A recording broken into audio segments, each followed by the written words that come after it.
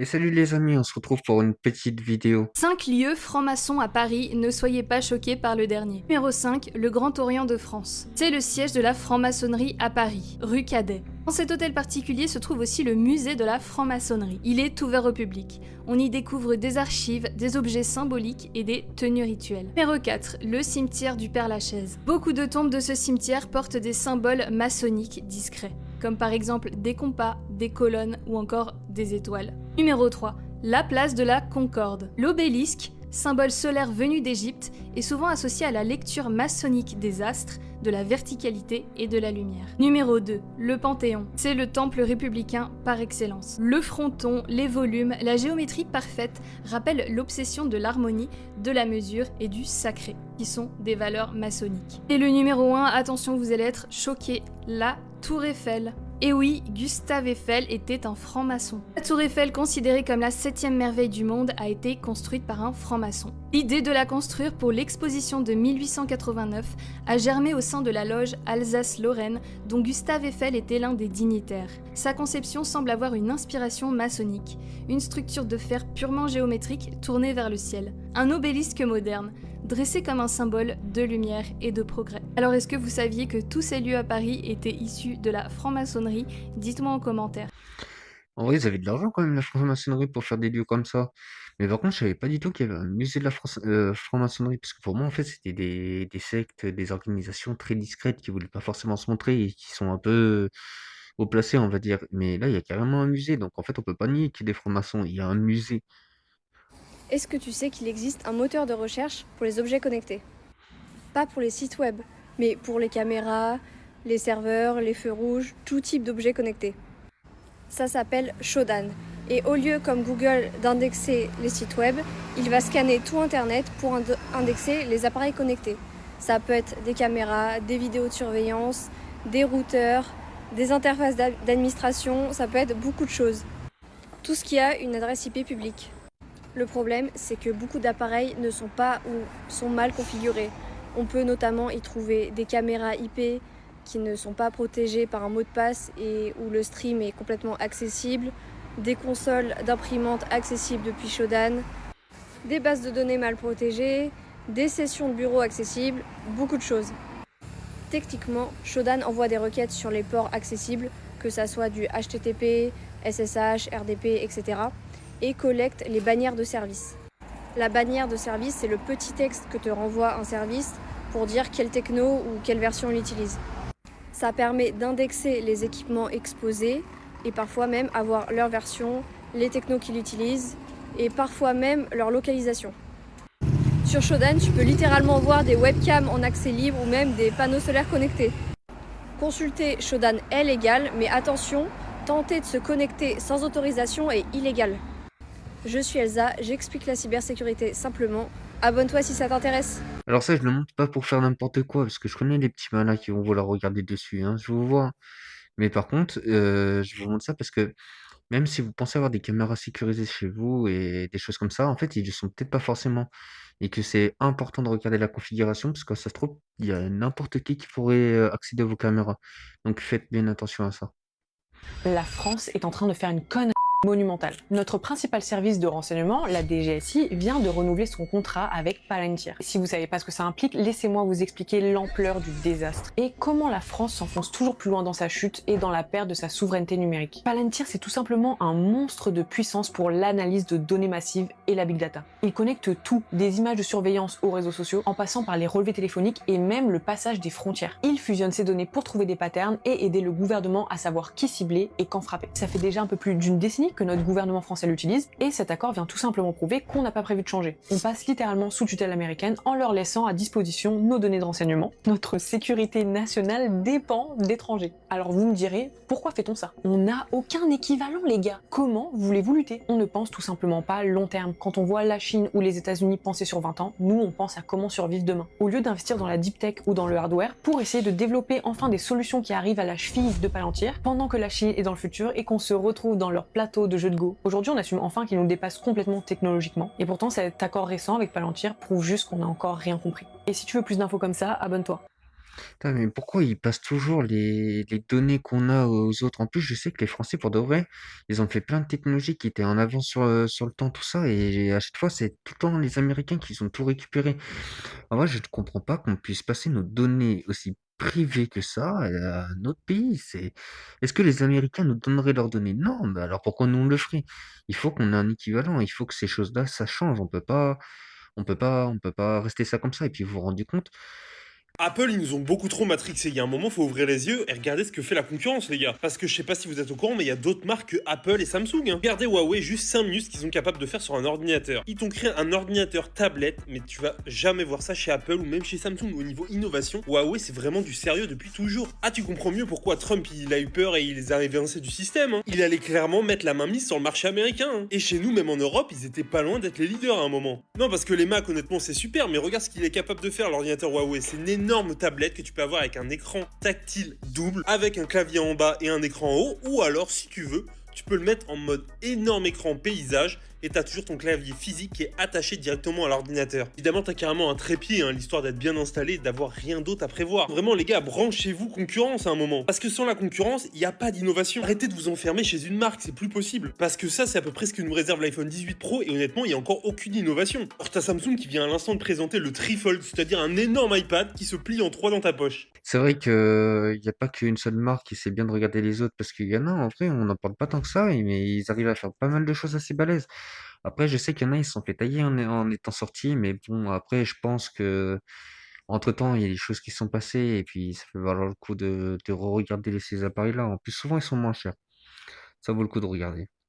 Toutes les meufs qui ont posté des photos d'elles sur les réseaux sociaux, supprimez-les. J'ai une pote qui s'est fait déshabiller par l'intelligence artificielle. Donc l'équipe, elle a posté une photo classique et il y a un gars qui s'amusait via un logiciel à faire une vidéo d'elle où elle finit toute nue en s'appuyant sur la photo qu'elle avait postée. Le pire, c'est que c'est tellement réaliste que tout le monde a cru que c'était vrai. En plus de ça, c'est une voilée, donc Miskina, elle est encore choquée. Mais pour toutes les meufs qui écoutent pas les hommes qui leur disent de pas s'afficher. L'équipe, jusqu'à maintenant, si vous postiez des photos normales, il y avait pas de souci. Mais maintenant, si vous postez juste une seule de vos photos sur les réseaux sociaux, on peut carrément créer des faux nus et des fausses vidéos hyper réalistes. Tout le monde va penser que c'est vrai tellement c'est bien fait. Ou vous couchez avec d'autres hommes, ou même où vous trompez votre mari. Là, c'est limite devenu tout un business, c'est une folie. Republier à fond cette vidéo pour qu'au moins tout le monde soit au courant. Ça, après, les femmes, elles peuvent décider de quand même s'afficher ou pas. Et là, je parle des femmes, mais ça peut aussi arriver aux hommes. Tous ceux qui se sont affichés sur les réseaux, vous êtes foutus. On peut littéralement faire des vidéos de vous en train de faire des trucs de fou. Et je m'inclus dedans.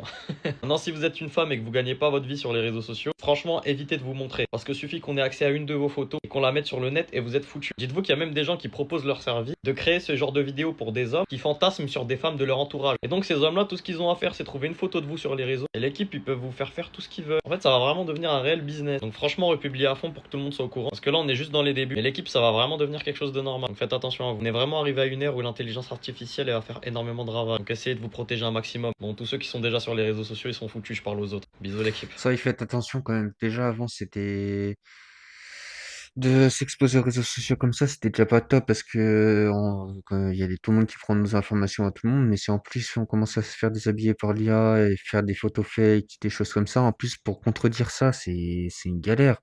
Ça se trouve, les gens ils croient même pas que c'est du faux et c'est vrai, faites attention.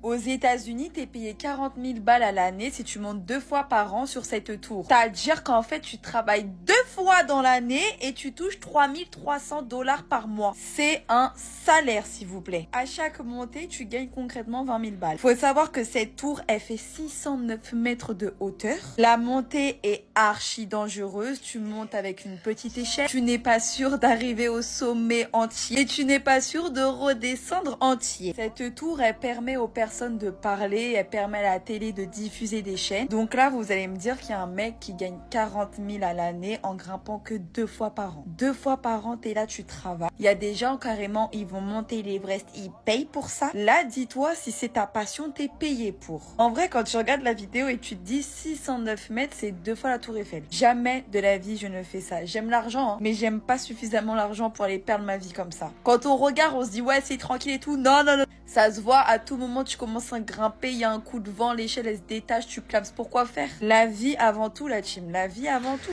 C'est vrai que c'est un peu attends quand même, parce que là c'est vachement haut. Est-ce que vous serez prêt à faire ça pour autant d'argent? Là, je serais curieux de voir en commentaire.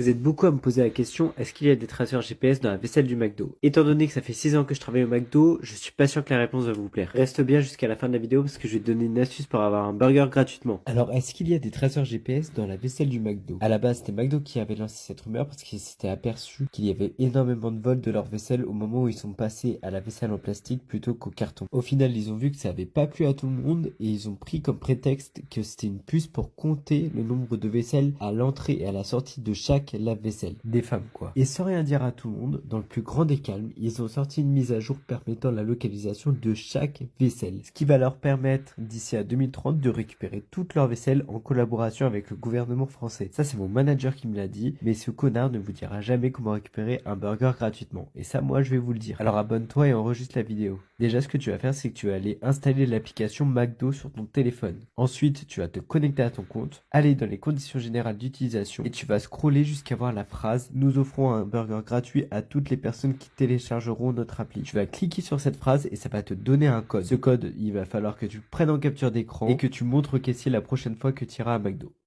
Ah oui, après, je pense que ils peuvent retrouver la vaisselle avec les caméras, ils regardent, etc., intelligence artificielle. Mais après, je pense pas quand même que. Après, oui, peut-être avec les caméras, l'intelligence artificielle, ils pourront regarder les images qui ont déjà été faites pour retrouver la vaisselle. Mais après, je pense pas qu'ils iraient jusqu'à mettre quelque chose dans la vaisselle pour tracer. Après, j'ai eu un doute pendant un temps, mais après, je pense pas. Et voilà. Tu savais pourquoi on appelle un bug informatique un bug? Si t'es dans l'informatique, bouge, c'est pas pour toi. Commencez à venir me faire votre Einstein ici là. Ça ne vous concerne pas, je sais que vous savez. Bref, un bug en anglais ça veut dire un insecte. Bah, en fait ils ont appelé ça un bug parce qu'il y a vraiment eu un insecte qui a tout gâché. En 1947, un énorme ordinateur à relais, appelé le Mark II, commençait à ronronner dans un labo. Et soudain, panne. Les ingénieurs suivent le problème, relais par relais. Ils ouvrent le capot et là, un papillon de nuit coincé dans le relais. Ils retirent ce papillon de nuit, le scotch sur le cahier de bord, ça c'est pas trop gentil, et ils écrivent First actual case of bug found. Premier cas réel de bug trouvé. Ce jour-là, éventuellement, la machine repart. Et le monde en prime gagne une image qui va rester. Le bug devient la bête à chasser dans nos programmes. Et puis on invente le mot d'artisan, le debugging, traquer les petites créatures dans les grandes idées. Et l'histoire se propage grâce à l'équipe de Grace Hopper, qui la raconte assez souvent. Et depuis, le bug n'est plus qu'un simple problème, c'est aussi un personnage de la tech. Et quelque part, dans un cahier d'accident, il y a encore un papillon, collé, comme une légende. C'est pas bien de rire. En vrai, moi, ça m'a fait bader quand j'ai appris ça parce que moi, j'avais pas capté que bud, ça veut dire insecte. Et en vrai, c'est tellement logique. Mais bon, en vrai, je savais pas du tout, ça m'a fait bader.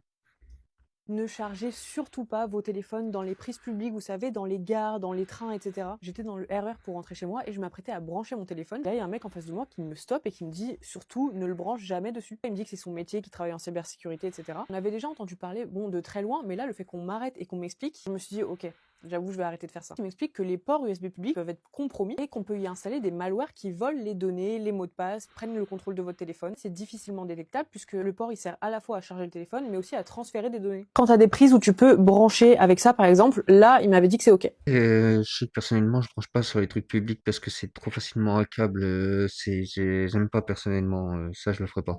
Les amis, force à nous, force à vous, j'espère que tout le monde se porte tout là-haut. Est-ce que vous saviez que l'enseigne la plus connue dans le monde fabriquait 70 millions d'hamburgers par jour? Il y a des chiffres super intéressants, vous allez voir.